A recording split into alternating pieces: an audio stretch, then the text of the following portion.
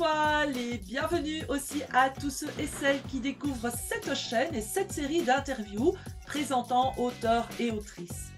Alors je vous invite à soutenir mes invités en vous abonnant à ma chaîne afin de les rendre plus visibles.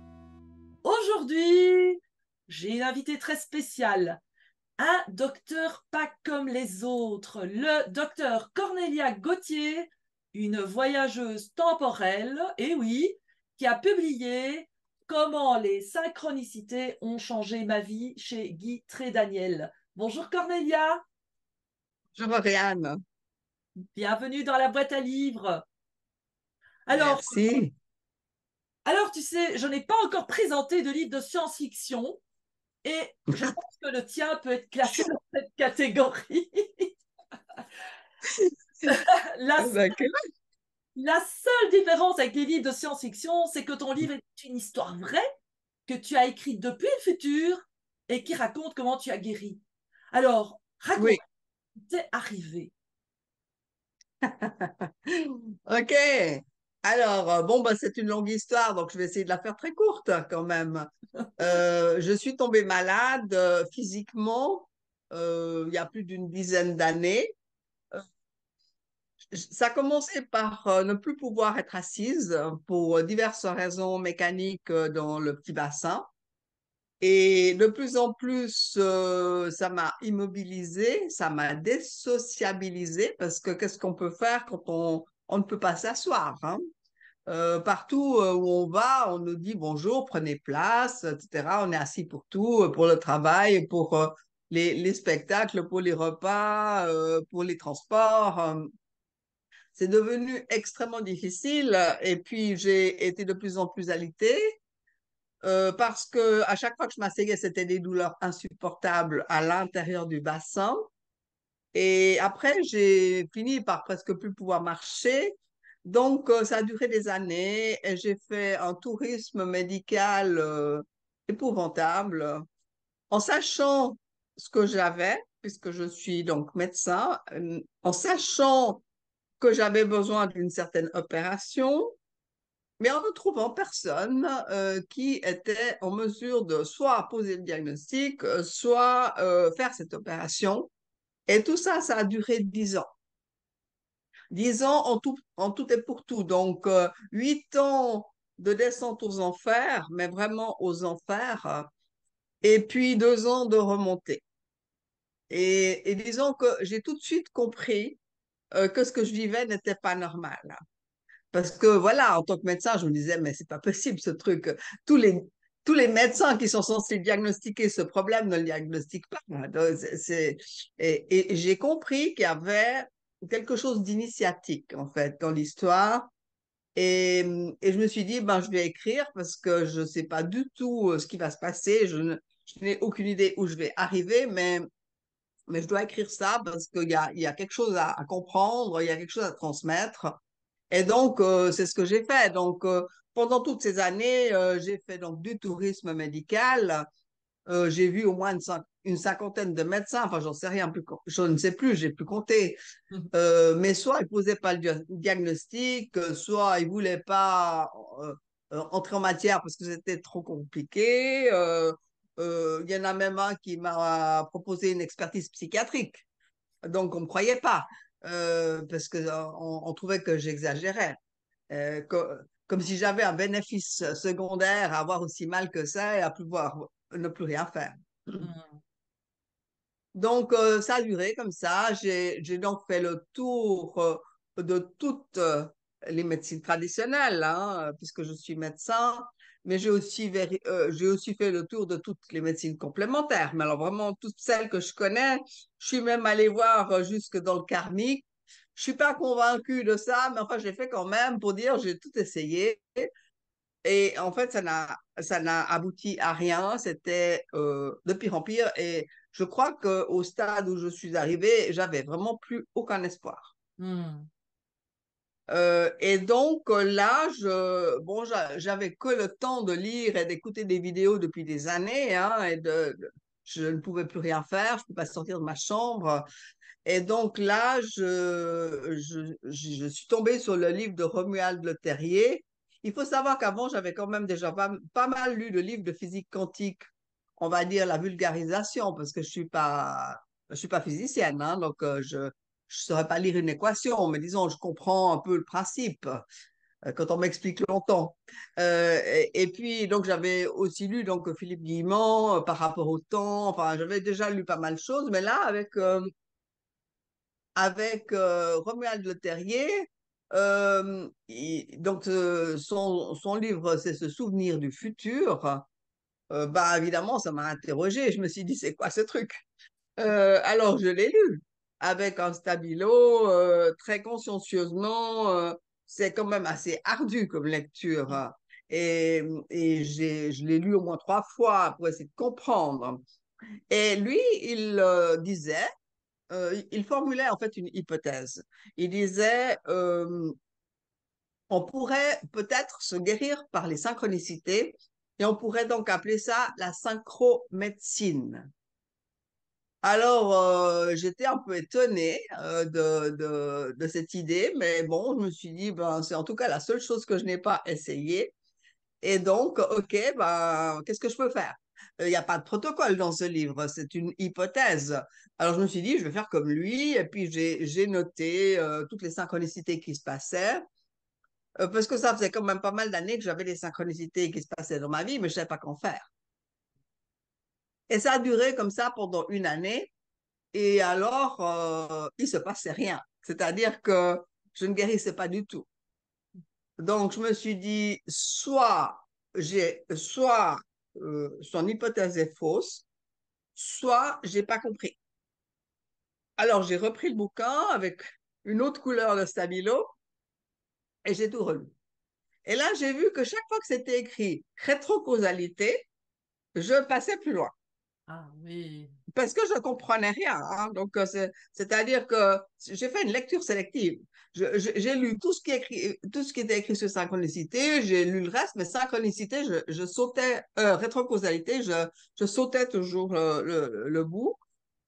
Et là, à la fin du bouquin, je me suis dit, bon, alors possiblement, c'est ça, là. C'est ça le truc, c'est dans rétrocausalité. Alors, il va falloir que tu comprennes la rétrocausalité. Donc, alors, pour la faire très courte, c'est quoi? C'est-à-dire, c'est un processus qui est décrit en physique quantique. Donc, la physique quantique, c'est là où il n'y a pas de temps et il n'y a pas d'espace, hein. C'est la définition du quantique. Euh, c'est en fait le contraire de notre notion du temps où il y a une durée. C'est-à-dire que la physique décrit la causalité, c'est-à-dire que on a une cause aujourd'hui ou hier et qu'il y a une ligne du temps qui se déroule et qu'on aura les conséquences demain ou après-demain. Donc ça, c'est la causalité. La rétrocausalité, c'est juste le contraire. Et c'est là que c'est compliqué parce que ça veut dire qu'on a les causes dans le futur et qu'on a les conséquences aujourd'hui. Alors, vous voyez, ça me perturbait beaucoup parce que je suis quand même extrêmement rationnelle. J'ai bien été formatée par mon université hein, à réfléchir d'une certaine manière. Et puis alors là, j'étais un peu larguée, mais je me suis dit, bon, ben, il y a quand même des pointures qui dépassent ce concept de la durée du temps. Il y a des physiciens qui disent que le temps n'existe pas, donc ça m'a toujours profondément énervé pendant au moins 10 ans. Je disais, mais pourquoi ils disent ça? Je sais bien qu'aujourd'hui, demain, c'est pas la même chose. Et j'ai fini par comprendre qu'en fait, on parle pas du même temps. Hmm. Donc là, c'était déjà plus simple. Et donc, j'ai fini par comprendre qu'il y a donc ce temps qui s'écoule, qui s'appelle chronos, en termes grecs, et qu'il y a un temps qui ne s'écoule pas parce qu'il est, c'est-à-dire il est toujours le même, c'est-à-dire le futur, le présent et le passé coexistent et sont toujours là. Hmm. Et celui-là, il s'appelle Kairos. Et après, j'ai vu qu'il y en a un troisième qui est cyclique, qui s'appelle Ion. Et donc, je, je, je suis restée surtout sur cette différence entre Chronos qui s'écoule et Kairos qui ne s'écoule pas. Et donc, je me suis dit, bon, ben, on va aborder ça par Kairos parce que ça sera plus simple, puisque le futur et le passé coexistent. Euh, donc, je, je comprends que la piste, elle est là, mais je ne sais pas comment faire. Parce que j'étais toujours en train de réfléchir avec mon mental qui est formaté pour réfléchir selon le déroulement du temps. Donc, j'ai quand même réfléchi pendant des semaines. J'ai bien compris que je dois aller dans le futur Oui. pour organiser le présent. Mais je ne sais pas comment on fait ça. Hein? Comme tu dis, hein, à part les films de science-fiction, je ne sais pas comment on va dans le futur. Et donc, j'ai vraiment réfléchi longtemps, je n'ai absolument pas trouvé. Donc, à un certain moment, j'ai dit, bon, bah, tant pis, je lâche parce que je ne trouve pas. Je me suis adressée à je sais pas qui, je sais pas où, parce que j'ai pas de croyance, mais j'ai dit, mais aidez-moi, parce que moi, je trouve pas comment il faut faire. Et j'ai fait une sorte de lâcher prise en disant, j'avais arrêté de réfléchir à ça parce que j'y trouve pas. Et je crois que j'ai lu un roman. Et puis, tout à coup, il y a eu une intuition fulgurante, mais vraiment, l'intuition, hein, l'intuition, c'est fulgurant, c'est quantique, justement, il n'y a pas de temps, il n'y a pas d'espace, là, et il y a une espèce de pensée qui est arrivée alors que nous étions le 20 octobre 2020. Et la pensée, c'est, nous sommes le 1er janvier 2023 et je suis complètement guérie. Alors là, j'étais totalement interloquée parce que ce n'était pas la réponse à une de mes questions. Je n'avais pas réfléchi en ces termes, donc ce n'était pas une réponse mentale. Et je me suis dit, mais ça vient d'où ce truc? C'est quoi? Parce que moi, je n'entends pas les voix, hein, je ne suis pas du tout dans Mhm. ce genre de truc. Alors, j'ai pas non plus entendu physiquement, mais cette espèce de pensée, cette espèce de savoir immédiat, comme ça, fulgurant, très important. Je ne peux pas ne pas avoir entendu intérieurement. Et je surtout rien compris. Donc, et surtout, je me suis dit, alors ça, déjà, c'est pas possible, d'accord? Donc, voilà. Mais après, je me suis dit, bon, bah, déjà, je vais l'écrire parce que je comprends rien. Donc, j'ai écrit cette phrase, je l'ai relue au moins 15 fois. Et tout à coup, j'ai compris l'extrême intelligence de cette phrase, qui n'était donc pas la mienne, hein, puisque ça me mettait effectivement dans le futur, hein, mais que ça m'y parlait au présent. Ah. Donc, mon présent devenait le passé. Et là, j'ai dit, waouh, c'est un truc de fou. Donc, je me suis dit, bon, bah, je vais utiliser ça. Parce que voilà. Et donc, j'ai commencé enfin, j'ai continué à écrire mon journal à partir du 1er janvier 2023. Donc, tous les jours, au lieu d'écrire, voilà, nous sommes le 21 octobre, nous sommes le 15 novembre, etc., j'écrivais tous les jours, nous sommes le 1er janvier 2023. Et en date du 21 octobre, il se passait ça. Et en date du 15 novembre, il se passait ça. Et donc, tout ce qui était dans mon présent devenait mon passé, tout ce qui était mon futur devenait mon présent. Et je me suis rendu compte que j'ai en fait complètement inversé la ligne du temps, mais sans l'avoir choisi. En fait, ça s'est fait tout seul. Et là, il s'est passé quelque chose d'assez incroyable. C'est que toutes les synchronicités que j'avais au départ, donc avant ce changement de paradigme, on va dire, il y avait beaucoup de synchronicité, mais ça voulait rien dire. C'était complètement, voilà, éparse. Voilà. À partir de cette date, du 20 octobre 2020, il a continué à avoir plein de synchronicités, mais c'était C'était organisé, en fait. J'ai vu que ça, comme j'écrivais toujours tout, tous les 2, 3 mois, je relisais, je voyais qu'en fait, il y avait un truc qui s'organisait comme ça, quand je faisais une espèce de vue d'avion ou de regard d'aigle royal, comme ça, par-dessus les événements, je voyais que les synchronicités, cette fois, elles étaient coordonnées, elles Mhm. étaient cohérentes et elles amenaient vers un certain point que Romuald Le Terrier disait, il faut choisir une destination-intention. Donc, effectivement, ça, j'avais choisi, c'était la guérison. Ça pourrait être autre chose, parce que là, on parle du domaine médical, mais en fait, le processus, il peut être fait dans tous les domaines. Là, c'était juste parce que c'était mon histoire. Mais la destination, attention, qui était la guérison, et que donc, ils expliquent autant Romuald Le Terrier que Philippe Guimont que les synchronicités sont des signes GPS qui nous sont envoyés depuis ce futur. Et ça, c'est fabuleux quand on réfléchit à ce que ça veut dire. C'est juste énorme. C'est juste énorme. Alors voilà, un peu. Eh bien, quelle aventure temporelle et puis quelle aventure aussi de guérison. Mais quand même, Oui, tu as eu du doute sur ce chemin parce que alors que tu allais mieux, tu as eu des symptômes qui sont revenus et qui t'ont posé question parce que c'est pas évident. Et ça arrive à pas mal de personnes, hein, puisque moi aussi j'accompagne les personnes à retrouver quelque part une vie harmonieuse. Et des fois, la situation empire. Et toi, tu as aussi eu ça. Tu as eu des moments où tu t'es remise à douter de l'efficacité de cette manière de voir les choses et la manière de vivre. Parce que c'est pas simplement voir, mais tu oui. vivais vraiment. Tu as eu ces symptômes. Qu'est-ce que tu as appris de ça? Bon, d'abord, j'ai appris que donc la rétrocausalité est donc un processus hein, de la physique quantique, mais en fait, c'est jamais une ligne droite. Ah. Hein? C'est-à-dire déjà tout ce qui s'est passé avant est un chemin initiatique. Au tout début, quand ça a commencé, je sais pas, j'ai eu aussi une espèce d'intuition, c'est un chemin initiatique. Mhm. Alors, je connaissais rien à l'initiation, je savais pas ce que c'était.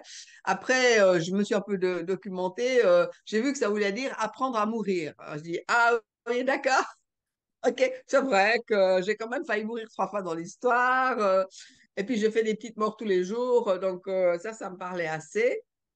Et puis je disais, mais ça sert à quoi en fait, ce truc? Et donc, ce que je voyais dans le peu que je connais sur les parcours initiatiques, c'est que il y a d'abord une personne, on va dire, tout à fait ordinaire, qui se pose pas de questions particulières, et puis un jour, il y a un truc qui lui tombe dessus, il y a tout qui s'effondre, quoi. Souvent, il y a tout qui s'effondre, et puis après, c'est la course d'obstacles. Et il faut chaque fois vaincre un nouvel obstacle, puis chaque fois que tu sors la tête de l'eau, il y a le suivant, après il y a encore le suivant, après il y a encore le suivant, et tu te dis, mais je vais mourir dans l'histoire. Et je pense que tout le monde ne s'en sort pas. Hein. C'est tellement rude, il y a des gens qui laissent la peau. Hein. C'est pas gagné d'avance quand même dans le parcours initiatique. Et, et donc, chaque fois, il faut recommencer. Il y a chaque fois un autre truc. C'est vraiment la course d'obstacles. C'est interminable. C'est, je pense, la phase la plus longue où on se dit, mais est-ce que ça va se finir une fois? Et en fait, on n'en sait rien. C'est juste qu'on n'a pas le choix, il faut continuer. C'est un peu des fois comme un accouchement, quoi. Une fois que le bébé est engagé à sortir du ventre de sa mère, il peut pas retourner dedans. Il est obligé de sortir. Mort ou vif, il est obligé de sortir. Donc, en fait, euh, à un moment, tu n'as plus le choix. Et après, une fois que tu es sorti de là, c'est quoi la suite? Ben, c'est transmettre. Mhm. C'est-à-dire, c'est ce que je suis en train de faire maintenant. C'est transmission, hein. C'est dire aux gens qu'est-ce qui se passe, c'est témoigner, c'est raconter des expériences, c'est aider les autres avec ce qu'on peut. Donc, c'est ça, finalement, l'objectif.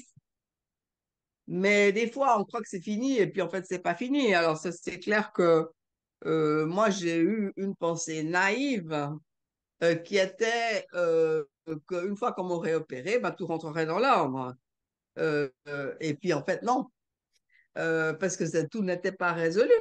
Mhm. Il y a beaucoup de choses qui se sont déjà résolues avant, c'est-à-dire avant l'opération, je m'étais déjà remise à marcher, je m'étais déjà guérie d'un diabète, j'avais déjà perdu 20 kilos parce que j'avais pris beaucoup de poids, etc. Donc, mes tendons étaient de nouveau en train un petit peu de s'affiner parce que j'avais plus que des grosses cordes raides comme ça avec des petits muscles de rien du tout. Mes muscles se sont refortifiés. Donc, je m'étais déjà pas mal guéri avant, mais il fallait absolument impérativement une opération dans le petit bassin. je savais laquelle, je n'arrivais pas à trouver le médecin qui fasse cette opération, je ne peux pas m'opérer moi-même. Et le jour où, enfin, j'ai trouvé ce médecin extraordinaire, j'ai pensé que tout rentrait dans l'ordre. Et puis, tous les spasmes que j'avais avant l'opération avaient disparu. Tous les spasmes sont revenus parce que, évidemment, il a été faire un travail, un monstrueux chantier là-dedans. Donc, il a tout renflammé, toutes les structures. Donc, tout a respasmé. Alors ça, c'était difficile à accepter. Ça a duré 3 mois quand même, avec des spasmes depuis la tête jusqu'aux pieds, parce que il faut savoir que nous sommes faits de ce qu'on appelle les fascias, Hmm, et que le fascia, c'est un seul et même organe hmm. qui fait à peu près 20 kilos hein, dans un corps, qui sont en fait des membranes, des enveloppes qui enveloppent tous les organes, tous les muscles, tous les vaisseaux, et que quand ça spasme à un endroit, ça suit, ça spasme partout. Donc, quand j'avais des spasmes dans le petit bassin, j'avais des tensions juste dans le talon, j'avais les épaules qui bloquaient, enfin, et tout se spasmait comme ça, c'est horrible. Hmm. Donc ça, c'est revenu. Et surtout, j'avais pas réalisé à quel point j'avais des causes relativement inconscientes Hmm. à ma maladie. Je savais qu'il y avait des raisons psychologiques. Donc, parce que moi, j'ai une vie hyper compliquée. J'en ai pas dit grand-chose, mais avant tout ça, c'était hyper compliqué. Je suis né d'une mère schizophrène avec un père pervers narcissique, donc c'est la totale. Et donc, lancé comme ça, tout était compliqué. Mais en fait, tant que le corps suivait, j'arrivais à faire semblant que tout allait bien, et tout ça. Et mais j'ai quand même fait 2 fois les psychothérapies, j'ai quand même réglé tout ce que je pouvais régler. Mais j'avais pas réalisé à quel point c'était profond et à quel point ça venait de plus loin. Ce qui fait que ça, une fois que mes problèmes mécaniques ont été réglés, ben, c'est venu ça. C'est-à-dire maintenant, il faut que tu règles aussi ce qui est dessous. Et je n'avais pas réalisé à quel point c'était grave. Oui. Donc là, on entre dans le domaine de la psychogénéalogie. J'ai quand même vécu les choses les plus douloureuses parce que je me suis fait abandonner de mes 3 enfants Hmm. au milieu des pires, de la pire des situations. Ils sont plus venus, ils ont plus téléphoné, ils ont pas même envoyé un SMS, mais c'est inimaginable. Comment je dis, mais comment ça peut aller jusque-là? Je me suis trouvée, mais tellement seule que je dis, mais c'est aussi seul qu'une fois qu'on est mort, quoi. Je veux Ah dire, ouais. sauf que je n'étais pas morte. Là, ça a touché quelque chose qui n'était pas supportable. Hmm. Et là, je me suis effondrée et j'ai vu que mon corps se laissait mourir. Et j'ai eu besoin vraiment en urgence de trouver une psy extraordinaire que j'ai vue ensuite pendant 2 ans. Toutes les semaines, j'allais parler. Elle avait cette magnifique écoute qui me permettait de pouvoir poser le trop lourd, et pas qu'elle m'explique pendant 25 ans que mes enfants n'aient pas le temps, enfin des machins que j'avais déjà entendus, ça, je ne voulais pas entendre ça. Je veux dire, j'ai juste besoin qu'on me dise que c'est pas normal, Mhm. qu'on n'abandonne pas ses parents quand ils sont malades et aussi douloureux que ça. Et après, je me suis interrogée hein, sur ma loyauté familiale par rapport à l'écriture du livre. Est-ce que j'écris tout ça? Mais oui, je vais l'écrire. Hmm. Parce que justement, il y en a tellement d'autres qui vivent ça.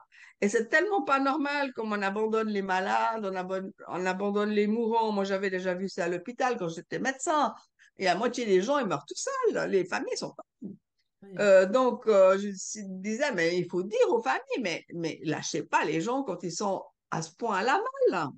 Hmm. Réveillez-vous, vous êtes juste en train de, d'enseigner à vos enfants comment ils vont vous lâcher, vous, quand vous serez au même endroit. On n'a pas gagné. Donc là, avec toute la psychologie qui est remontée, je n'avais pas, enfin, je savais qu'il y avait des problématiques psychogénéalogiques, mais je n'avais pas réalisé que j'en étais malade. Donc Hmm. ça, c'était nouveau. Et comme j'avais tout le temps, bah, je me suis dit, mais attends, mais c'est la même chose que là. J'ai commencé à voir, dans les deux familles d'ailleurs, hein, autant de mon ex-mari que de chez moi, que il y a une rupture entre tous les parents et les enfants, chaque fois. Chaque fois, il y a une rupture. Et là, c'était juste en train de refaire la même chose. J'ai dit, mais c'est pas possible. Donc, ça va continuer avec mes petits-enfants. À un certain moment, il va y avoir une coupure entre eux et ça continue, le truc. Et Mm. je me suis dit, ben, je suis la seule dans la chaîne qui peut arrêter l'histoire, puisque j'ai les informations des deux côtés, mais c'est aussi mon métier. Parce que je suis psychosomaticienne, donc j'ai beaucoup travaillé sur la psychogénéalogie avec les patients. Donc, en fait, je suis la mieux placée. Je suis la seule qui peut vraiment le faire, mais je n'ai pas du tout envie d'avoir ce rôle de l'emmerdeuse de service. D'accord? Parce que, évidemment, ils n'ont pas apprécié du tout. Je me suis battue 6 mois entre le fait d'avoir été faire de la spéléologie psychogénéalogique, d'avoir ressorti tous les vieux fantômes des tiroirs et puis de les mettre sur la table, là, euh, et de leur annoncer. J'avais pas envie d'avoir ce rôle, mais j'étais en train de mourir, quoi. Donc, à un certain moment, je me suis dit, soit tu meurs avec le secret, soit tu parles. Est-ce qu'il faut mourir avec ce secret? T'as mis des années à mettre tout maintenant de manière visible, tu les as remis au jour. Est-ce que tu vas mourir avec le truc et il y a quelqu'un d'autre qui va devoir refaire la même démarche? Donc, je me suis dit non, je vais le faire, mais ça m'a demandé un effort surhumain. Et donc, ils m'ont pas tellement pardonné, hein, pour l'instant. Ils sont pas preneurs, hein. Euh, mais voilà, ils comprendront peut-être quand je serai morte, peut-être qu'un jour ils vont lire peut-être le livre parce qu'ils l'ont pas lu, hein. Ah, oui. Donc, ils vont peut-être lire ça dans 20 ans ou 30 ans et se dire, ah ouais, quand même. Voilà. Mais au moins, c'est mis à jour. Voilà. Moi, je leur ai donné à chacun un document Word où tout est écrit. Je les ai réunis, je leur ai parlé, j'ai dit, je vous passe le témoin, parce que là, à ce stade, moi, je ne peux plus rien changer, sauf de vous dire les choses. Maintenant, à vous de ne pas transmettre ce problème à vos enfants, vous ferez comme vous voulez, mais ça ne m'appartient plus. D'accord? Donc, ils ont ça. À mon avis, pour l'instant, ils n'ont rien fait, mais moi, j'avais besoin d'aller jusque-là. Et puis, après, j'ai commencé à vraiment pouvoir guérir. Il y a encore juste une chose qui n'a pas été écrite dans ce livre, parce que c'était pas encore clair. Là, je suis en train d'écrire le deuxième, parce qu'il y a encore un peu une suite. Et donc, au moment de la psychogénéalogie, donc là, je fais une avant-première. Génial, génial. Une Merci. avant-première, mais je l'écrirai, mais dans le prochain livre. Donc, au moment où il y a eu toute cette histoire de psychogénéalogie, c'est vraiment les intestins qui ont lâché. Il n'y avait plus rien qui était absorbé, donc j'ai maigri énormément. Je me suis trouvée comme ça, mais vraiment, c'est inimaginable avec les intestins qui explosaient à chaque chose que je mangeais. Enfin, je ne savais plus quoi manger, hein, d'ailleurs. Mm. Et donc, ça a duré des mois. Après, ça a commencé à s'apaiser un peu parce que j'ai changé mon alimentation en enlevant des produits inflammatoires. Donc, ça allait mieux. Et après, je me suis remise debout. Donc, au moment où j'ai pu me remettre debout, c'est moi qui suis allée voir mes enfants parce que vu qu'ils ne venaient plus jamais chez moi, c'est moi qui me déplaçais chez eux pour voir mes petits-enfants, pour garder le lien avec mes petits-enfants. Mais pendant 6 mois, en tout cas, chaque fois que je passais le pas de porte, j'avais tous les intestins qui explosaient à la seconde. Oh, wow. Et chaque fois, je disais, mais il se passe quoi? C'est pas possible. Et j'en parlais avec ma psy. Chaque fois, je disais, mais je comprends pas. Le reste du temps, ça va, mais je ça pas. Ça explose. Et la soirée est foutue, quoi, parce que c'est intenable. J'avais toujours en parallèle une pensée inconsciente qui était là, où je me disais, il faut surtout pas que je pense ça, parce que c'est très violent. Mm. Donc, je retenais la pensée et j'avais les intestins qui explosaient. Un jour, je me suis dit, en fait, je vais pas y arriver, quoi. Parce que ça part pas. Il va falloir que je pense ce truc violent. Je sais pas ce que c'est, mais il va falloir que je pense ce truc violent. Un jour, j'ai pris mon courage et dit, OK, c'est quoi? Et la pensée, c'était, mes enfants m'ont tué. Et j'ai dit, ah ouais, effectivement, mes enfants m'ont tué. Hmm. Et au moment où j'ai pensé ça, je me suis rendu compte que ça avait été le truc de trop. Et donc, mes intestins ont instantanément péri. Parce que ce qu'il faut comprendre, c'est que le corps fait pas n'importe quoi. Il, il crée des symptomatologies de tout ce qui n'a pas été conscientisé. Une fois que c'est conscientisé, il n'a aucune raison de continuer.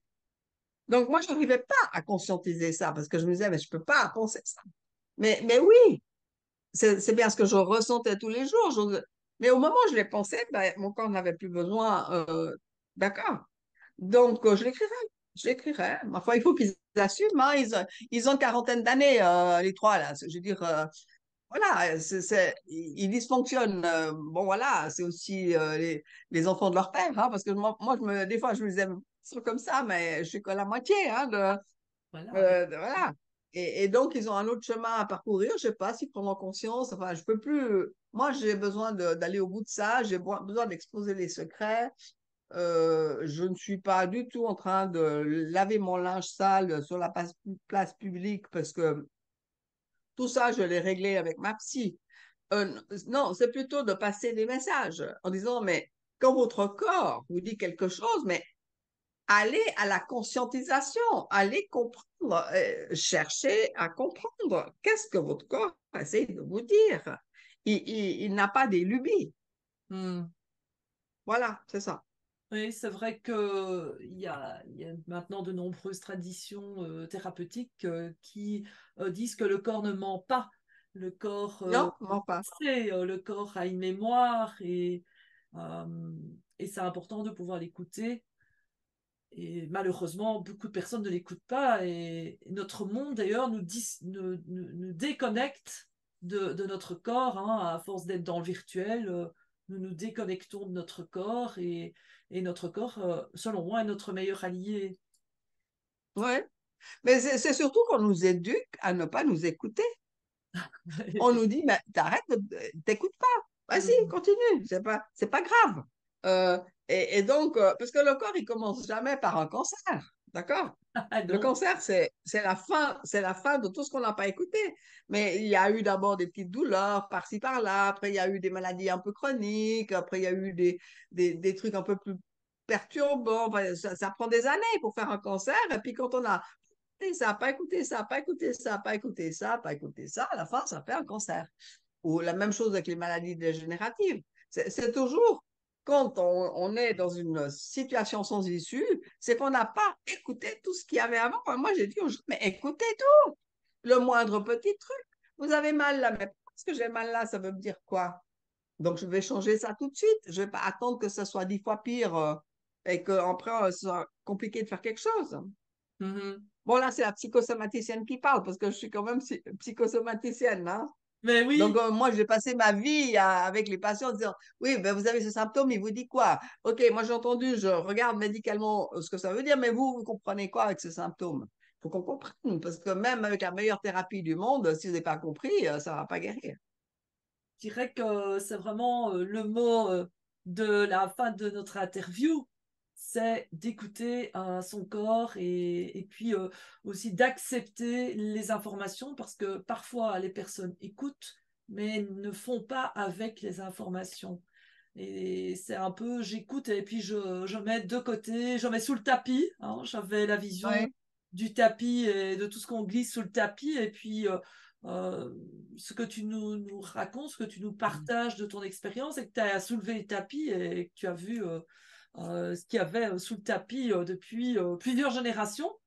Tu as pu voyager vraiment dans tous les espaces-temps, le passé, le présent, le futur. Et j'espère que cette interview va en inspirer beaucoup à se reconnecter à leur corps, à écouter les messages de leur corps et à travailler en partenariat avec leur corps, hein, avec votre corps, chers auditeurs, chères auditrices. Bien. Alors, comment peut-on se procurer ton livre, vu que, bon, bah, quand même, c'est chez Guy Tré Daniel, donc c'est assez connu. Euh, Oui. Alors, normalement, donc en France, donc on va le trouver absolument partout. Peut-être que les gens, les librairies, ils l'ont pas physiquement ce jour-là, mais en 2 ou 3 jours, ils les commandent. Dans d'autres pays, si on a des bons libraires, ils vont le commander parce que Très Daniel, c'est quand même un grand éditeur, donc il n'y a aucun souci. Après, si vraiment, vraiment, le libraire ne veut pas faire. C'est arrivé l'autre jour au Luxembourg, elle a dit, mon libraire, il dit qu'il n'arrive pas à l'obtenir. J'ai dit, alors là, c'est juste qu'il n'a pas envie de faire le travail. Donc à ce moment-là, il faut prendre les librairies online. Il est sur Amazon, il est sur Fnac, enfin, il est partout. oui. Vraiment, Très Daniel, c'est un très grand éditeur, il est diffusé partout, donc on Oui. peut l'acheter absolument partout. Ce que j'aurais voulu dire aussi, c'est que tu as un programme en ligne pour mettre en pratique Oui, tout ce que tu abordes dans ce livre fascinant qui se lit vraiment, je vous le dis, hein, comme un polar. Franchement, moi, en tout cas, je l'ai lu, j'arrivais plus à le lâcher. Alors que autour de moi, il y avait beaucoup de choses intéressantes qui se passaient puisque c'était lors d'un festival. Je me suis plongée dedans, je n'arrivais plus à le lâcher. Donc, je le recommande à vous tous et toutes qui écoutez. Mais tu as un programme oui, en quelques vidéos avec des exercices. Explique-nous un petit peu ce programme. oui, oui, oui. Alors, tu vois, moi, ça fait des années que je travaille sur Internet avec des programmes online et tout ça, mais par rapport à la rétrocausalité, alors je n'y avais pas du tout pensé. Alors, ce livre est sorti le 30 mars. Et une des premières intervieweuses qui avait, comme toi, vraiment lu dans le détail, elle avait bien compris et tout ça. Donc, elle a fait une super interview. Mais à la fin, elle m'a dit, mais écoutez, Cornelia, votre livre, il est quand même très, très dense. Alors, bon, ok, on a compris. Moi, ça m'a répondu à plein de questions que je me posais et tout ça. Mais en fait, si on veut vraiment faire comme vous, on est un peu perdu, quoi. Vous voulez pas faire un atelier et j'ai dit, ouais, enfin, j'y ai pas pensé. J'y ai pas pensé. Parce que je voyais pas comment je pouvais faire un atelier sur un truc de 2, 3 ans. Parce que quand on veut faire un programme, quand on veut vraiment sortir d'une problématique grave, il ne faut pas vouloir dire dans 3 mois, c'est fini. Parce que il faut bien comprendre que si, par exemple, j'ai un cancer avec toutes sortes de complications, en 3 mois, ça ne va pas être réglé. Il va falloir mettre une guérison dans 2, 3 ans parce qu'il va falloir aller régler tous les problèmes qu'on n'avait justement pas réglés avant et qui sont ceux qui ont fait que le corps a fini par faire un cancer. Donc, il va falloir aller démêler tous les nœuds et en 3 mois, ben, on ne les a pas démêlés, surtout quand ce sont des nœuds qui engagent d'autres personnes, d'accord? Parce qu'il y a peut-être des séparations à part. Enfin, il y a peut-être des déménagements, enfin, il y a plein de choses à faire qui vont nous sortir de notre zone de confort. Donc, j'y avais pas pensé. Après, je me suis dit, bon, ben, ce qu'on peut faire, c'est quand même redire les choses simplement pour lancer les personnes. Donc, ça, j'ai dit oui, alors ça, je peux faire. Donc, j'ai tout de suite téléphoné à mon super informaticien, grâce à qui je peux faire vraiment des magnifiques programmes. Tout ce que j'ai sur Internet est absolument parfait parce que c'est un informaticien qui les fait. Donc, Mm, tout fonctionne, tout joue. Donc, on n'a pas ce génial. souci, c'est professionnel. Et je lui ai tout de suite dit, écoutez, Alain, il faut tout de suite qu'on fasse un programme. Il a attaché, enfin, génial. Et en 2 semaines, on a tout fait. Donc en fait, c'est très simple. Donc, c'est un hyper résumé du livre. Ça remplace pas le livre. Parce Bien que sûr. dans le livre, il y a une imprégnation. Il y a apprendre à sentir et ressentir les choses différemment. Il y a beaucoup d'exemples. Dans l'atelier, il n'y a pas tout ça, hein. Le but, c'est vraiment que ça soit court, structuré, qu'on puisse mettre en place sa propre rétrocausalité Donc, on reprend les sujets, c'est quoi la rétrocausalité, c'est quoi les synchronicités, comment ça marche, enfin, etc. Comment on peut faire. C'est du pratico-pratique. Voilà, c'est comme ça. Et donc, ce sont 10 vidéos qui durent 7-8 minutes chacune, enfin, c'est pas très long, avec chaque fois un document PDF de théorie à télécharger pour voir si on a bien compris. Et c'est là qu'on se rend compte qu'on n'a pas toujours bien compris. Et Mhm. après, un PDF de pratique. Voilà. Maintenant, OK, vous avez la théorie là. Maintenant, vous allez faire comment? Parce que maintenant, il va falloir intégrer ça dans votre vie de tous les jours, autrement, ça ne vous sert à rien. Et donc, de vidéo en vidéo et de PDF en PDF, on avance et on fait les 10 étapes. C'est en fait fait pour lancer les gens. Mhm. D'accord? Voilà. Vous pouvez faire comme moi, mais c'est vous qui allez le faire. Moi, je ne peux pas le faire à votre place, hein. Moi, j'ai déjà fait mon boulot, mais même que vous allez vous trouver dans des situations très dures, je ne peux pas le faire pour vous. Vous êtes le seul à pouvoir le faire. Et puis, très vite, je me suis rendu compte que les gens bloquaient sur les mêmes problèmes que moi, parce que, évidemment, moi, dans le bouquin de Romuald, il n'y a pas de protocole, hein. Donc, je suis en train d'expérimenter des choses et je me trompe très régulièrement. Donc, c'est aussi ça le sujet du deuxième livre, c'est de montrer les erreurs Mhm. que je commets, soit parce que j'ai encore des croyances qui traînent, soit parce que j'ai interprété de travers à ma sauce ou selon ce que je voulais, mais ça voulait me dire au contraire. Mais voilà, il y a plein de choses et les gens ont les mêmes problèmes à démêler. Ils vont pas savoir obligatoirement comment faire. Ce qui fait que j'ai très vite compris que ça suffisait pas. Et donc maintenant, je fais pour tous ceux qui ont acheté ces programmes, je fais des zooms. Donc un zoom mensuel et où ils peuvent poser toutes les questions qu'ils veulent. Donc voilà. Donc là, on en a déjà fait 3. Le prochain Zoom, ça sera fin septembre. Et il y en aura un par mois, comme ça, toujours. C'est toujours bien vécu. Il y a beaucoup de monde qui se connecte. Voilà. Et puis, depuis hier, donc c'est tout prêt, il y a maintenant un groupe Facebook, donc un groupe où les participants peuvent échanger entre eux. C'est pas un groupe dans lequel je vais. Je l'ai Oui. créé, je le mets à disposition des participants. Débrouillez-vous entre vous. Moi, je suis pas là-dedans. Moi, je fais les zooms, là. Mais vous pouvez apprendre à vous connaître, vous pouvez partager vos expériences, vous pouvez vous demander des conseils, voilà. Donc, il y a déjà pas mal de gens qui se sont inscrits dans ce groupe Facebook. On va voir ce que ça donne. Mais enfin, pour dire, celui qui a envie d'activer sa propre rétrocausalité, il a maintenant des moyens pratico-pratiques. Parce que pourquoi activer la rétrocausalité? C'est pour éviter de continuer de se faire balloter par n'importe quel futur. Mhm. Que d'ailleurs, Philippe Guimond, il en parle comme du foutu. Mhm. C'est-à-dire que quand on ne sait pas où on va, il y a rien qui va bien, mais enfin, tout est un peu flou, tout est compliqué, ben on arrive dans un futur où tout est compliqué. Mhm. Et donc, il appelle ça le futur. Et donc, si on met une destination intention précise, eh ben, on va avoir un vrai futur et donc on va activer notre rétrocausalité pour arriver là et pour que ce futur-là nous envoie les bonnes synchronicités pour arriver là. Ce qui me permet juste de dire que donc on se met chaque fois un seul objectif dans 2 ou 3 ans, on ne s'en met pas trois ou quatre. Parce que si en même temps je vais faire ça, en même temps je vais faire ça, en même temps je vais faire ça, je vais recevoir des signes GPS de partout et je vais arriver nulle part. Donc il faut bien savoir, c'est ça que ça aide Mhm. avec cet atelier, disant, attendez, c'est un point précis, vous êtes sur la Méditerranée, vous voulez aller à Athènes, à Tunis, à Barcelone ou à Marseille, parce que si vous voulez aller à tous les endroits en même temps, vous n'arriverez nulle part, hein. Donc c'est vraiment du pratico-pratique.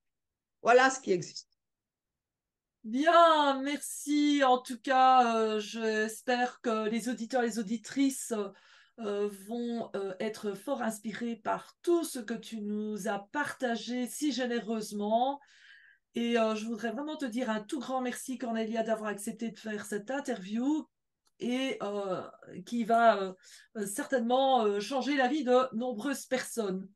Voilà. Avec grand plaisir, hein. Et merci de m'avoir ouvert la porte. Oui, Voilà. vraiment. Et pour ne rater aucune des prochaines interviews, abonnez-vous à ma chaîne. Aidez-moi à rendre plus visibles mes invités en cliquant sur le petit pouce. Activez la cloche pour ne rater aucune des vidéos. Et puis, vous savez quoi? Partagez avec vos amis. Cela ne peut faire que du bien. Au revoir, au Oui. revoir. Au revoir tout le monde. Et à très bientôt pour d'autres livres, d'autres univers, d'autres manières de voir le monde.